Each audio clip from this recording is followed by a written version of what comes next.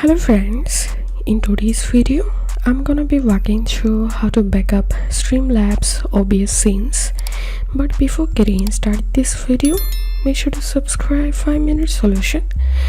So the first thing you have to do is update your OBS software and launch the OBS and click on File and click on Show Settings folder or Show Profile folder. And now you have to select content to backup. Please be aware that any images including image, mask for filters, media sources etc are only referenced. They should be backed up separately. So that's how you can do it. If this video helped you, give a thumbs up and please consider subscribe to 5-minute solution. Thank you for watching.